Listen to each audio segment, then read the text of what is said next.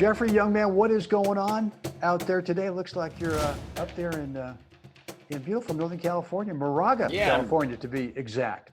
Yeah, does the background look familiar? Oh, it does. Yeah. Yeah. Yeah, it's looks like it's going to be okay. I got a little time on the court schedule today and tomorrow, Good. Good. In these odd, weird times. I was just up there a few days ago, and then all of a sudden, Contra Costa County said, we are ordering shelter in place. We're not recommending, we're ordering. Right. And so I wasn't there more than 14 You're less than 20, yeah, less than 24. I said, I'm going back to the desert. So I'm out. I'm done. So anyway, I'm back here. Palm Springs has actually got some kind of a shelter in place. But we're actually in Rancho Mirage. But I'm not going out anyway. I'm not going to go out there. I mean, why would I? Why? Why would you do it? Yeah. So, but I am going to hit with Owen today. We're going to go out in the grass courts and hit some balls. So anyway, what's going on? What's on your mind? Well, first, big congratulations in order for Mr. Brent Abel and my Ichikawa Abel in their gold ball victory last weekend. Yeah. Husband-wife National Grass Court Championships at Mission Hills. Huge victory. I watched the whole thing courtside, literally chair on the court. That's true. And it was phenomenal. It was just a stellar match. 3 sets, nail biting. I mean, great points.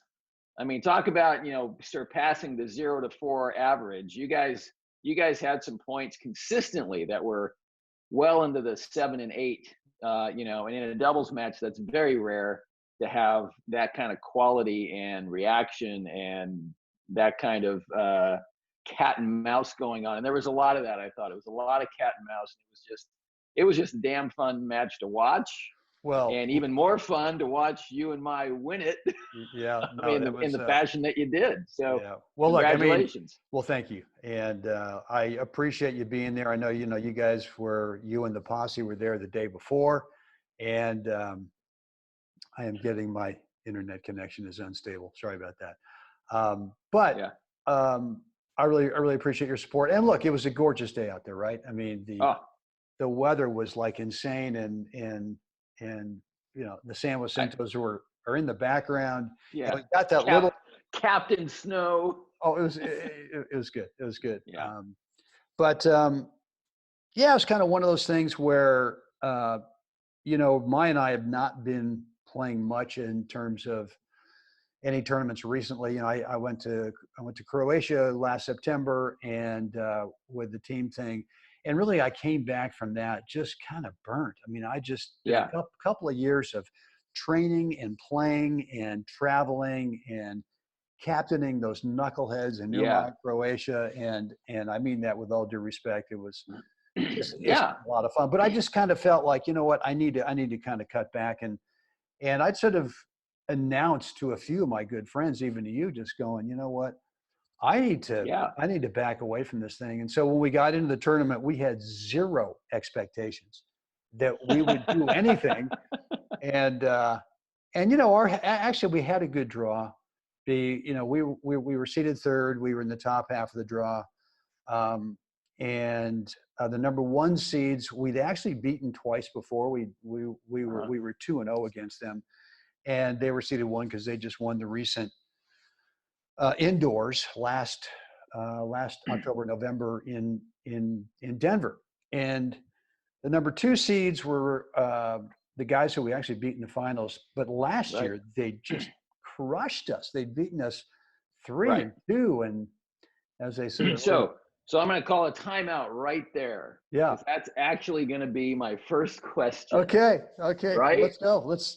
Is because of that, because that final match was just so good, and it was intense, and it was nail biting, and because it flowed back and forth, so how did you and my approach this match? Because like you just said, they kind of they kind of, took you to the cleaners last year, Right. and now you got an opportunity for a little revenge, a little retribution in the finals, and you've got this team that kind of put you in your place last year. Now you're in the finals against them with an opportunity. So how did you approach this match after with that, kind of the history there? Yeah. Well, last year we played them literally 40 to 50 mile per hour winds. It was insanity out there. It's kind of just like, I mean, why are we even playing? But we had to play, and a couple things, they just sort of handled the weather better than we did. I was just kind of, I don't know. I was just, I was just not in a great spot mentally with all the wind. My doesn't really enjoy the wind that much either. And we should. I mean, look, we play frequently out here in the wind. It's right in our Right. home backyard. But it seemed like last year too was we tried to play more standard traditional doubles, and where we would get put away opportunities last year, we'd kind of go for the standard opening. Could be the middle, could be wherever. Right. And it just happened last year. I couldn't believe it, Jeff. It was like time after time I'd get this fat sitter and I'd do something, and the guy, David Ryan, he'd be there and just like I'd crush it and he'd just go, lob volley winner. I go, no. And it wasn't like once in a while. It was like Right. over and over again. So this year, when we knew that we were going to play them, this is kind of the night before, we just said, look, let's try something different than what we did last year. I don't know if this is going to work, but we did two things that that really made a big difference. Is number one is when Mai was serving to Deborah Ryan, is we decided that I had to play I formation because we really wanted to make sure that, and Deborah's good. I mean, and she Yeah. last year she was getting a lot of cross court returns, which would end up in front of David. And this Right. guy, as you saw, is just a little water bug out there. I mean, he's so quick. Right. And he's a really good player. So we said, look, we got to eliminate that situation. So every time Mai served to her, we went I formation, and then the other thing was when she was serving to me, when Deborah was serving to me, I just started lobbing cross court back to her. Right. Rather than trying to lob up the line over him, I Right. just lobbed cross court to her. And a couple of really good things happened. Is number one is that when the serve's coming in, all I have to do is lob straight back up the line of the, Yeah. the Yeah. angle. The serve. Send it back to where it came from. Exactly. And I didn't have to sort Right. of change the angle on it.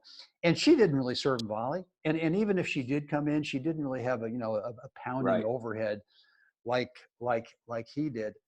And then I felt like, so that was kind of the first, or those are the two strategic things that we decided to try and do.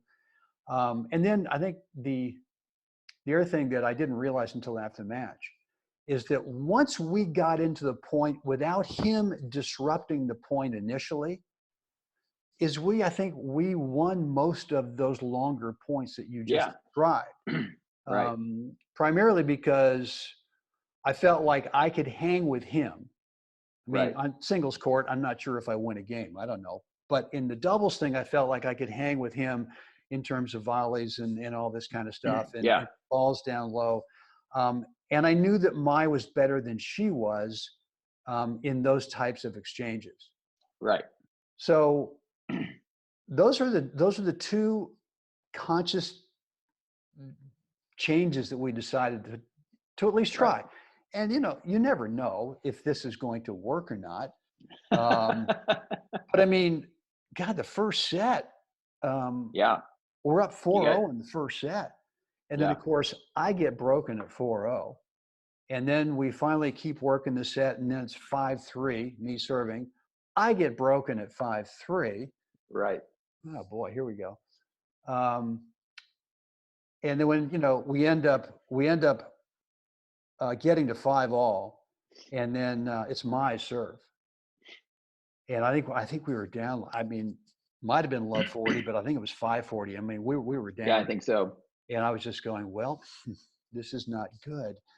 And and sure enough, you know, it just we just kind of held on to that, and then we broke her. Um, Right. Right. For the set. yeah. So I think, watching the match, that first set, you came out really, before you went to the lob, you came out really knifing your backhand return really well cross court when she was serving at you. You get the ball down low. And so there's a lot of opportunity there. And I think what I was observing is like when you guys hit that, when you got broken, it's almost like you retreated to standard doubles. You kind of lost your way a little bit with the strategy and playing a little more cat and mouse rather than trying to get it. So you kind of started, now here's the floater, I'm going to end the point now, and that really was counterproductive for you and mine.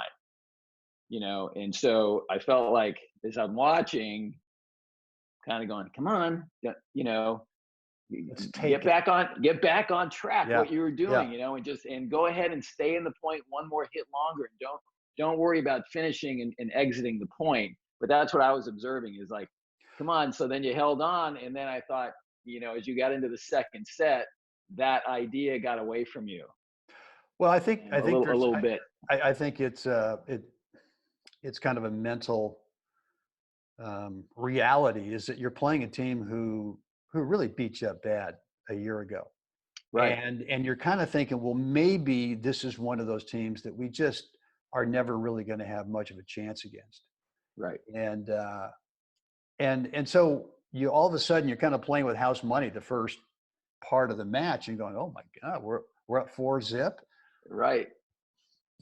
There's something I don't know here that's going on. Right. And the next thing you know, then all of a sudden it's a dogfight, and you're right. We sort of lost that looseness. That hey, we don't have anything to lose here. We got a little plan, but right. I think it's that little shift. You're up 4-0, you lose a game on your serve, and it's weird how all of a sudden you can lose all of your confidence in a flash. Right. Where literally you feel like you're in trouble, and yet you're up 4-1. Right. It's just a mind screw. Yeah. Well, I mean, you start thinking about you're up 4-1, but he's serving, and mentally you're kind of going, well, we're probably not going to break this guy. And then you're going, and then you start thinking, and then we'll have my serving at 4-2. And then you're kind of going, what do we have to do to hold her serve and stuff. And so you're right. You can start to get ahead of yourself in terms of the score. Right. And that can all of a sudden that can kind of just squeeze you into, right. Because that's this. You guys clawed your way and held on to the first set, and then they did it to you where you guys were down 4-1, I think, in the second. Yeah. Was it 4-1 or 4? Yeah. And then you guys clawed your way back, and you did it by, kind of backing off a little bit, and Mike got her lob going, and a good combination of up and then soft down and up, and I think by the time you got to the end of, even though you didn't pull it off, you lost the second set in the tiebreaker. I felt like Mai kind of found her rhythm in lobbing the gal, where it was just one after the other after the other. And what I observed as I was watching that kind of unfold was the other gal started trying to get out of the point. She would get a little bit like, I'm tired of lifting my arms and going up for another lob. And so then anything kind of high, I noticed she was going out to the wings and just missing wide. Right. Or dumping a lot of balls in the net, and it's like, so I felt like, gosh, I hope they can keep it together, even though they've just, lost the second set. So the next question is, how did you guys then, after you losing the second set, right, another dogfight and two close sets, you're split, you're changing sides now. And so how did you and Mai, kind of keep mentally and emotionally keep it together for the third? Well, we just tried to kind of clear the slate. I mean, just kind of wipe everything clean. And just our thought was, we have to make her beat us. Mm-hmm. We have to. And I think that was, that was something I forgot that we had sort of decided before the match. I mentioned those two things in terms of strategy wise, but the other thing was we just said we can't let him be the one that beats us. We Right. got to make her step up, and so what that requires is that some traditional put away opportunities, you might go somewhere, and not that we're trying to hit her or hurt her or anything like that, but Right. we're hitting balls down to her feet where she can touch them, but we're going to make sure that she's Right. the one that reflexes something incredible, or she's the one that does something great, and not him. And and the other thing I told Maya is that well, I told her a couple of things. I said David's going to start missing some overheads because he'd been just pounding, and the guy's so Yeah. athletic. He can jump through the roof, through the building, and I just thought he's just going to start missing some. I didn't know if he was going to, but I didn't want Right. her to think that, well, I got to really fine tune any kind of lob. And Right. so it was that thought of she has to beat us. He's going to start missing some overheads, and and and and babe, how about this? This is just like Saturday and Sunday, where we have the grass court stuff organized for us, the doubles, and we're coming out here. It's 11:30. It's a beautiful day. Let's just let's just feel like we do on those days, which is Right. just incredible. And trying to get out of the thought of God, I've got to squeak through. I got to win. I can't miss that. Let's just have some fun. Right. Well, I think that, there's a danger in there too. When you start almost, hyper defining the strategy, then every ball becomes this has to be hyper accurate. And that's a sure recipe for getting tight, grip tension increases. You want Right. the ball to be so accurate and hit your target. And sorry, I didn't get that down low enough. Yet they just squeeze some incredible knee-high volley, for a winner or something. It's I didn't get that low enough. Yeah, come on. So I think that's a great, great kind of mental checkpoint. It's like, are we still having fun here? Because that's, obviously, you're a husband-wife team, and so that kind of, are we out here as a team, or are we out here trying to, win a Yeah. gold ball? And Right. yes, Right. you are, but are we doing this together, and how are we going to accomplish that? Because I watched, the third set, then Mai really found a great balance between returning and hitting that lob over the gal's head, or up to the gal, even though they were short sometimes. You squeezed and stepped in the gap, and you hit the volley back, or whatever was happening. But Mai just kept going there. And then she occasionally would throw in the regular return cross court. Right. And I think that helped keep, what's his name, Ryan? David. David, keep him kept him honest a little bit, where, as you kind of focused on the gal, and hands up again, here we go, hands up again. And you can see that he starts cheating the center of the court then, and trying to cover more court than you should. And the minute you can get, one of the opponents to start doing more than they should, that's a great place to get the other team into, because now it not only focuses on one opponent, but then the other opponent's half the court becomes a little thin, meaning there's opportunity there, to really squeeze them and make them feel pressured that every time they hit the ball, they have to do something great with it. Right. Right. Well, yeah. I mean, that's right about Mai's return in the third set. David was really trying to take over as much as possible. yeah, And I think he yeah, felt that pressure that he needed to. His serve is good. It's a nice spin serve. But by the third set, we're already 2 hours into it. Mai by then had just settled into, I got it. I got this. No matter what he does, I got it. And right, if he takes me out wide, then I'm just going to lob over her. But you're right. I mean, she would take, depending on where the ball was coming in. She wasn't forcing it, but if she nope, got just the right ball, then she would either forehand or backhand, because Deborah wasn't going to poach. right, That right, was a total given. That Mike could go ahead and top it over there to him. And yeah, and you know, the other thing, I told myself I didn't want to tell Mai because I didn't want her sort of having that additional thought in her mind. But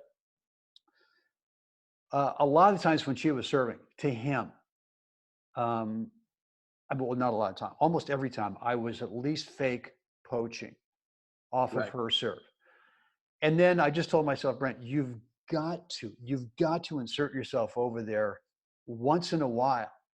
Right. You Uh, actually have to go. Right. I've got to go off of his return. And so, um, and every time I went, it was an early fake and a comeback, and then a go. Yeah. And I think that was frustrating for him. I know I did it on some points where I just said, worst case, he goes up the line, but I trust my partner so much because she is so freaking fast Right. that She's a I'll be gazelle. able to go over there and just lob that thing cross court. Yeah. Um, the other thing I want to say is that most of the good husband wife teams. Um, see, how am I going to say this? Because it's with total respect. Most of the time, the guy is a better doubles player than the gal, right? Yeah. Bigger serve, bigger shots, Yeah. a little bit Yeah. better Hits the ball movement, harder and yeah. overhead, all this kind of stuff. Um, so it really comes down to which one of the two gals is going to play the best on that day. Right. And and one thing I don't feel with Mai that I think some of the other guys do, and I know that David felt this with Deborah. And again, I'm not disrespecting her at all because she's one heck of a doggone good Yeah. tennis player. But I never feel that I need to do anything extra, Right. uh, as I might. I mean, it's like I'm playing men's doubles. I don't, I've got a guy. I don't feel like Right. I need to do anything extra. Well, the same thing with her. I know that first of all, she is like a little water bug out there. She's super quick. Right. So I don't have to, worry about lobs going over her. I don't have to worry about if someone drop shots her. I just kind of chuckle when someone tries to drop shot her on grass where the ball barely bounces. And I'm going, okay, you guys are in deep crap right now because she's going to go over there. They're all going to close, and she's just going to feather this little lob over them. But that's a real bonus that I have is that I don't have to Yeah. cover for her, where I think a lot of the Right. other guys do, and there's stress in that for them. Right. Not only is there mental stress, but there's physical stress. You got to do more, and you got to put your body in some awkward positions, Right. kind of knock off the overhead because you've now crossed onto your partner's side of the court. Right. I guess in terms of the coaching thing with this is that um, if you've got a doubles partner um, that's not quite up to your level, that's okay. Let them play. Yeah. And if it means that they're not great at the net, let them play from the baseline. There's so many things that they Right. can do from back there. Right. And So let's circle back here really quick yeah, before you get off the because that was one of my questions is, what do you think the reason that what makes you and Mai such a great team? And so you kind of just explained that, like that, Mai is she's a great athlete. And she's ultimately just so physically fit that once she finds her stride in a match, she doesn't fear the guys hitting hard at her. She gobbles that up like here, like, oh, please, bring right, it on. right. And so I think that's a great, obviously that asset for any husband wife teams out there, that the asset of how fit can you both be going into those matches, playing at the national level and even at the league level. It's like you want to be better, get more fit. Again, we've been preaching that, all last year and into this year. And so, that asset right there, a great athlete and really physically fit are, the great athlete part, she's gifted. We'll just, you can't train that, but you can train to become, more fit. And I guarantee you, when you feel more fit, you move more like an athlete Of course. naturally in all those things. So I think for you guys, in terms of a kind of a unique combination, is you have that unique combination where you don't feel like you can let Mai handle whatever comes her way without feeling like you need to help her out. And in fact, I got a feeling like you stick your nose in there too often, she's going to hit you in the back of the head with a racket and say, what the heck are you doing, right? Why don't you mind your own business? It falls under that category. Just because you can doesn't mean you should. That's right. No, that's true. Well, look, right. I think. So go ahead. Well, a really clear advantage that we have too is that we have the righty lefty thing going. Another advantage, right? So we never ever have to serve in the sun, and you probably saw that. The start of the third set after the second set. They won. We had to switch sides, which you do after tiebreaker. You switch sides. Well, that put them on the sunny side where she had been serving the whole time, the first two sets. Right. So he had to make the decision: do I let her serve again and for the first in the third set, or do I serve? And so he chose to serve that first game in the third set. And you could see him putting up some practice tosses, not liking it, trying to figure it out. And we broke him. We broke him that first game, and then we switched, and then we had the decision. Okay, I've got a little bit better serve, but I'm thinking now. Wait a minute, I've been broken at least 3 times.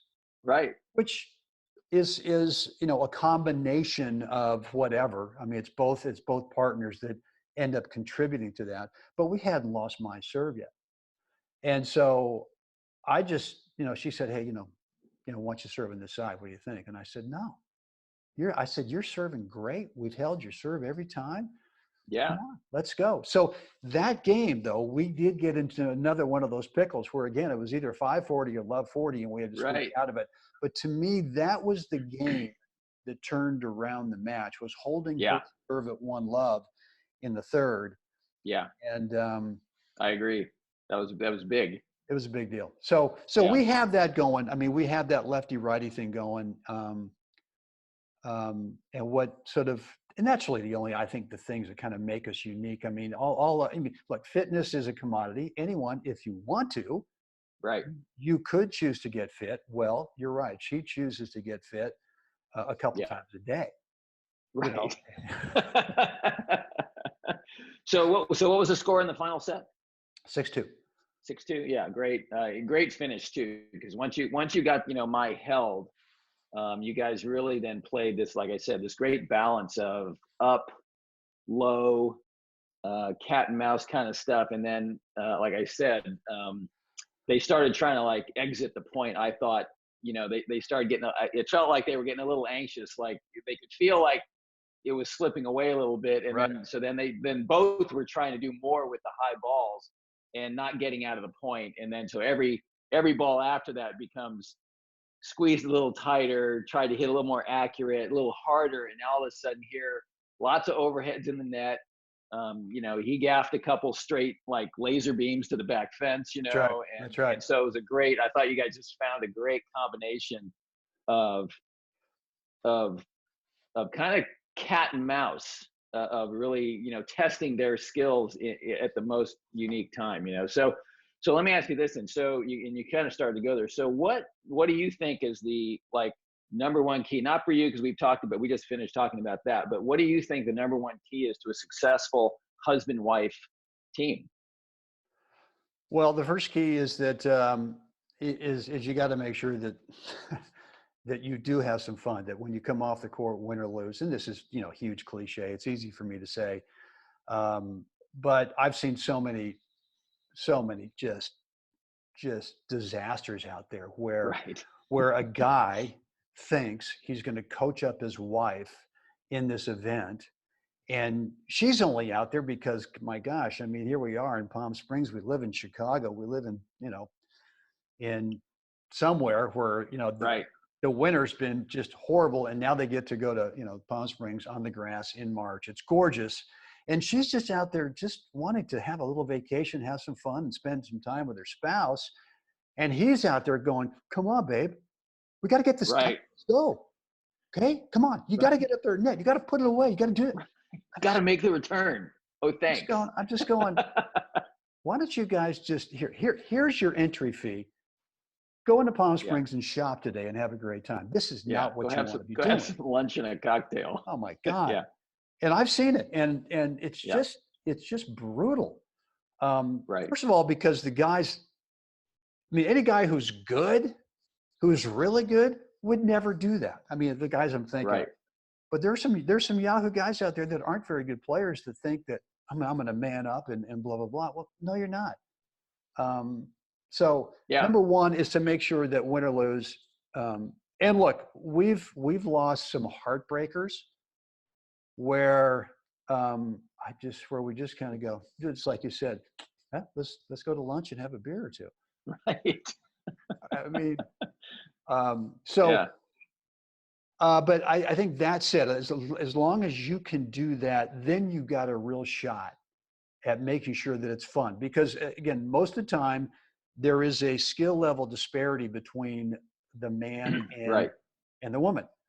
Occasionally, it's the gal who's like, I can think of the Roses from Northern California, Leslie Rose. I mean, she's playing the tour. She's Right. really good, really good. Right. Her husband, a great guy, but not just not quite there. And thank goodness, because if he was good, Right. I'm not sure if there'd be any gold balls at this house.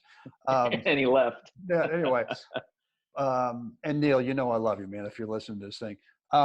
So I think that once you get there, then it's kind of like is figuring out what do each one of us do well, and start from there.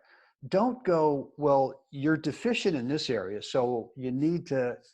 It's not going to happen. I mean, we're talking about, I mean, Yeah. well, I guess there's now 4 age groups. There's open, so I guess as long as you're legal, you could play. But the senior thing is, they take the combined ages of the spouses, 100 and over, 120, and this is my first year in the 120s, along with the Ryans. The Ryans beat us last year badly in the 100s, but and then 140s, and so we're talking about senior tennis players. We're talking about people who are 50 plus. Are you going to make a dramatic difference in your doubles skill level when you go out and play this tournament? Say that again. Say that again, because we lost a little connection there. Okay, so you're 50 plus, and the chances of you being able to make a wholesale dramatic change in what your unique skill level is at the tournament against during these a match, right? Not going to happen. So I would tell you guys, whoever's the better player is the one who really needs to make sure that their spouse feels comfortable with what they bring to the party. Right. And look, I mean, I look at Michelle Williams, the former Michelle de Palmer, the de Palmer Bollettieri fan. Yeah. And she and Bob are, I mean, they're one of the top teams. I mean, her shoulder, she played in the tour a little bit, got to like 80 in the world in the WTA, but her shoulder got blown out. So she doesn't have much of a serve. She doesn't have much of an overhead. She stays back most of the time on grass. Yeah. And she will not laser beam. She's not from that school, the recent school of big, heavy toppers. She just has a nice flowing forehand, a nice flowing backhand that, gosh darn it, lands right at the guy's feet over. And it doesn't matter where the guy is. It just lands there every time. And the guy's going, can I hang it? And Bob's going, boom, thank you. Yeah. So they're working in tandem. She's working from the backcourt, just right. And maybe it's a lob. Maybe she lobs over the gal. But the point is that Bob is not telling his wife, right? Hey, babe, you got to be serving a volley. Hey, could you kind of kick that thing up now? And, and she's got to get in. Got to get in. She's throwing in a 3 rotator serve, right? That sits up, right? And Bob's doing his little thing. He's sort of faking and shaking and baking up there, and just distracting. And they return it back to her, and she goes, ho hum, Oh, there are your feet. Okay. Yeah. And she just lays it in over there. So fellas, if you've got a bride who loves to sit back in the baseline, wow, take advantage of that and work out a Right. game plan based on that. Yeah. Um, And that's, even the subtlety of that has to be addressed, and has to be understood and looked at, like you just described. She doesn't hit laser beams from back there.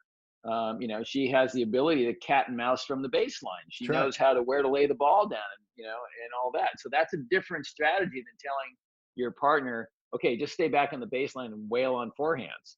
um, Total, well, first total. they have to be able to wail on a forehand, and can they do that? Yeah, are you asking them to do something that they still can't do? What is their actual skill set? Yeah. Because like when I play with Erica, she can play the soft little roller cross court, but she has a massive forehand when she feels like unloading on it. So God, that's yeah, loud. It's so loud, it's that like, forehand. ouch. You see the opponents kind of go, That's right. because here it comes, and it goes in, Yeah. right? Yeah. So we have the ability to have a slightly different approach to when I tell her to stay back, she knows what she's going to do with that, and it's a combination of both those things, because there's the other half of that skill set. So I think in that regard, it's important that we just don't, guys, just, it's not a dictatorship. Don't just assume, okay, you're going to stay back, then just stay back and do this. Again, are you asking them to do something that's not in their skill set? What do they do well from the baseline? If they don't like to be at the net, obviously they like to be somewhere. Where is it they like to be, and what's their favorite thing to do? Okay, how do we incorporate that into a viable double strategy? And what do I have to do as your partner to help support that? And how do I take advantage of what you do? Right. And I think, that's where I think a lot of players and a lot of teams get lost, is, again, circling back to last year's, thumping is, tennis theory is great, but boots on the ground experience says, you would be a fool to tell oh, listen, you got to stick the return. You got to get, and then you got to rush in behind it. You gotta. You'd be smiling this morning and probably a couple teeth missing, because, Or just telling her serve volley, right? I mean, she can serve volley, but she really picks her times to do it. She's yeah, and as winning points, she's way more effective. Throw the serve in, let me fake, if it's a standard yeah, thing where they're going to return cross court, and then she can feather that lob, which is just unfair. It's almost, I right. mean, I just pity those people sometimes where I see that lob go up, and it's not deep enough to where it's an automatic switch, Right, but it's just deep enough to where they got to consider, well, maybe I should be taking this. And then they go, right, and then it's just like a meeting of the two partners over there. And it's just right. like a collision, an intersection. I Yeah, don't know. it's a beautiful thing. Yeah. when Sorry. you're on your side of the net, it's a Right. beautiful thing. That's right. That's right. you know. All right. Well, that was really, the what I had for you here. I just want a couple of basic questions, and because obviously there's a lot of mixed. There you go, baby. That's what it looks like. That's it. You can see Tilt it. There you go. Tilt it up a little bit. this There, way. yeah. Yeah. No, back. Yeah. Not that quite that far. Right about there. Yeah. Because otherwise the light gets it, so Okay. people can see it. Yeah. Yeah. Yeah. Yeah. So yeah, it's Awesome. a nice little wooden box, and it not pure gold, I'm sure. Um, and and All and right. and look, the first time you win one of these things, guys, don't get so excited and go bronze it. You don't want to do that. That's right. Well, it's a So, good thing it's down there, because I'm looking at the shelf across the table, and there's no more room on that top shelf here in Moraga, dude. So congratulations well, again. thanks, man. Thank you. And yeah, again, totally unexpected. And that's, I mean, I look back at some of the tournaments I've won, and I've kind of gone into them with really low expectations. And Right. not that it's an excuse that if well, if I lose, okay, ho hum, I really didn't expect to do anything, or I didn't. Um, but I still, I mean, I think you still think that, look, I'm entering the tournament. I am prepared. I'm fit. I've been playing enough tennis. what's to say I can't win this tournament? And there's nothing. Yeah. There's nothing, as opposed to, entering a tournament going, God, we should win this tournament. All right. We got the great draw. We're in the top half. We've beaten the number 1 seeds. We're 2-0 Yeah. against them. Well, I mean, the quarterfinals of this tournament, we're playing the Hofsteins from Philadelphia. And he's just blowing us up. He is just serving huge, taking this forehand. And she's not missing a ball. We're trying to, hit balls at her, and she's just going, okay. Things are coming back. We lose first set. And I'm going, wow, okay. And this in the quarters, and we kind of get it going in the second. We win the second set 6-1, but in the quarters they were playing a super tiebreaker for the third, and we squeaked that thing out 10-7. I mean, it was not a beauty contest by any means. And we could have been out of there. I mean, right. I was fully expecting that, at some point in that first set, I was going, I'm not sure we have a play against this guy today. I mean, right. I don't know what to do. And she refuses to miss. So bad combo for us. Yeah. But, once we got through that, and then we played the number 1 seeds that afternoon, and we just kind of got going. That was really kind of the match where, again, didn't feel any pressure. They were seeded 1. They just won the gold in the indoors a few months prior. But we've had success against them. We beat them once in the grass and once in the clay. Never lost to them. And I just said, why not? Why not let's just relax and go. Yeah. And my God, well, you were there for that match, and she got going, and then once you get in the finals, you go, why not? Why not? Why the heck not? One of the things I want to mention that sort of helped me in the semis and the finals. In the semis, we played it in the afternoon because we'd had rain a couple of days during the week of the tournament, rained out. So we had to double up on that day with the quarters and the semifinals. And so we played that tough quarterfinal match in the morning. And then in the afternoon, I mean, I was so loosey-goosey by already having played two sets in the Super TB that I was really feeling the ball and feeling pretty confident. And the next day I decided I'm going to make sure I get at least a 40-minute good hit before we played. Yeah. And I think that this is something that it certainly has always helped me when you then get into the match like 30 minutes later. Yeah. I just kind of, I'm not thinking about, I've already felt the ball, and I've already, I've felt hitting through the ball, and I've already built that. And I think every day we go out, we have to sort of rebuild that little foundation of confidence that you get after you've played a while. And it's not smart to go out there in a final and not have hit. And by the time you're down 2 breaks in the second, you start to feel the ball. No, right. Not great. It's very hard to make the end of the match farther away. That's so right. You have time to catch up, Yeah. I think that's a good point though on the warm up. I know that when I have the opportunity to actually get my hit in and literally within minutes be able to walk onto the court and feel like I could just start serving and just start the match right now. I don't need to hit with these guys. Right. I think I love that continuity in being able to warm up and do it. It's not always possible at a lot of these events, especially like at the Wilson, because it's all the age groups and court time is so squeezed. So you've got to like manage, like I need to go hit this morning at 10, even though our match is at 2. Right. Because it's the only time we're going to get a court and this, and then maybe you squeeze 5 minutes in when you see somebody, win a match and match is over. You get 5 minutes in, maybe just a quick something. So it's a little bit more of a challenge at some of the events, but when you can, like you had the opportunity to get a good solid hit in, and a good sweat, put on a fresh shirt and let's rock and roll. I love that kind of continuity. Well, and one of the things I did is we'd already come up with our strategy that, when she was serving to me, I was going to lob back to her. At least that was going to be one of the options if the, the standard thing wasn't working.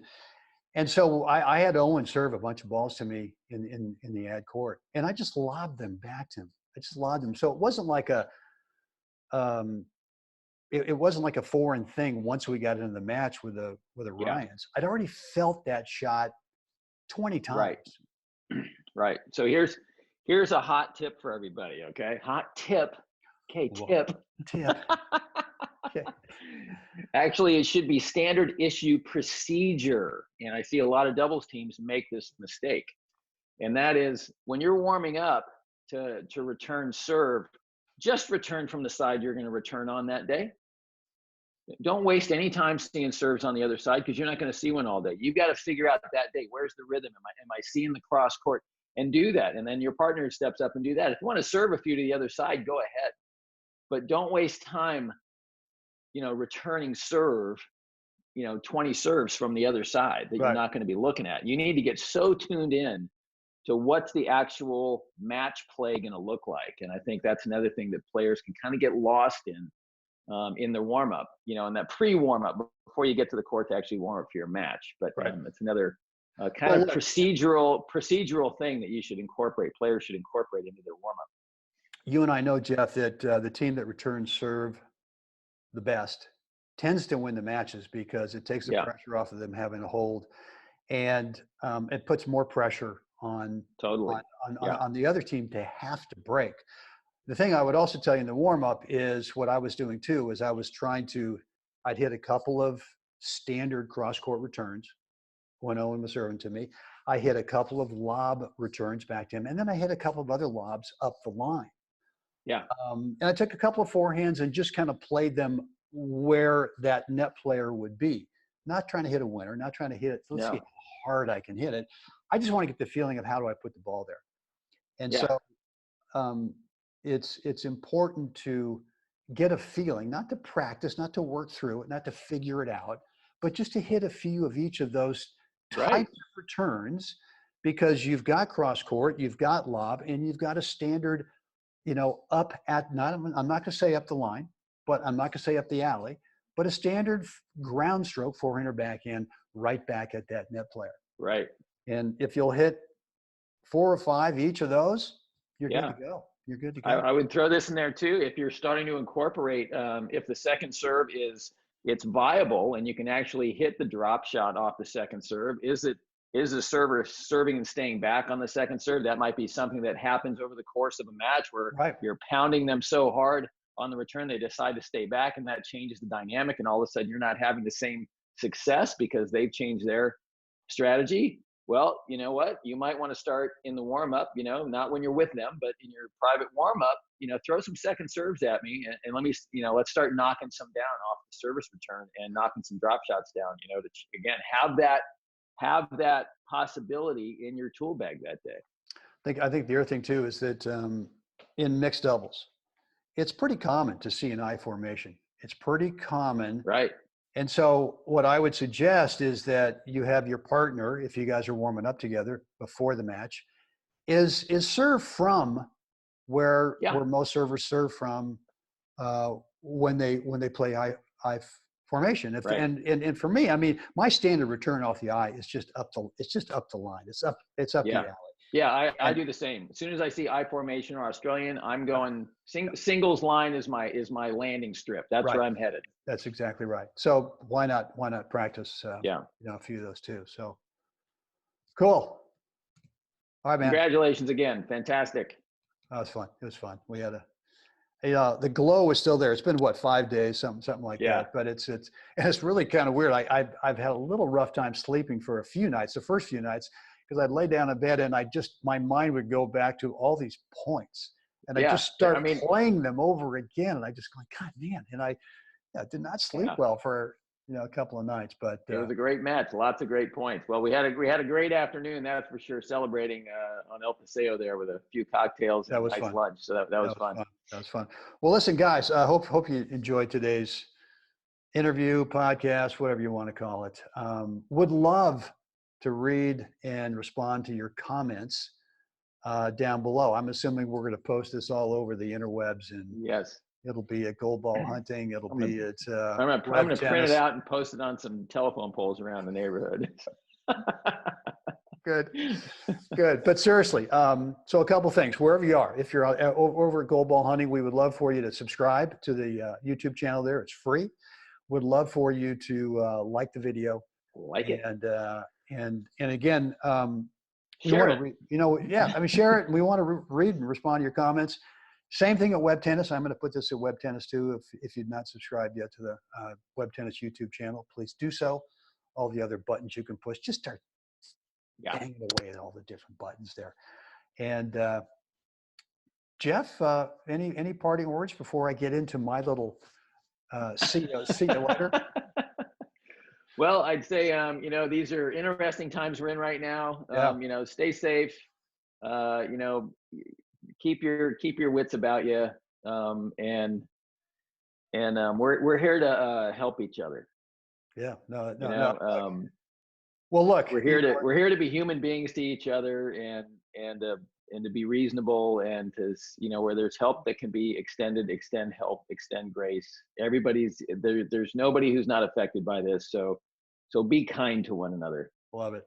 Love it. So I'm not going to tell you to actually literally get out there and help someone else today, but maybe call someone, maybe email Yeah. someone, text someone. Hey, anything I can do for you? Yeah, and I'd say, anybody that's looking for, again, to keep your tennis game moving here in these weird times, we're available for coaching online. If you've got some footage of a match you've done, you want us to do some analytics, something, Sure. we can set that up, and Yeah. help you out. Keep it moving, keep improving. Yeah. Well, and as I've always said, the learning can actually happen off the court as well as on the Yeah. court. And video is a great way to do that. Hey, Jeff, thanks, man. I really appreciate you doing this. And guys, until next time, help someone else somehow. Social distancing, whatever it is. We'll sit, but we'll definitely see you next time. Right on.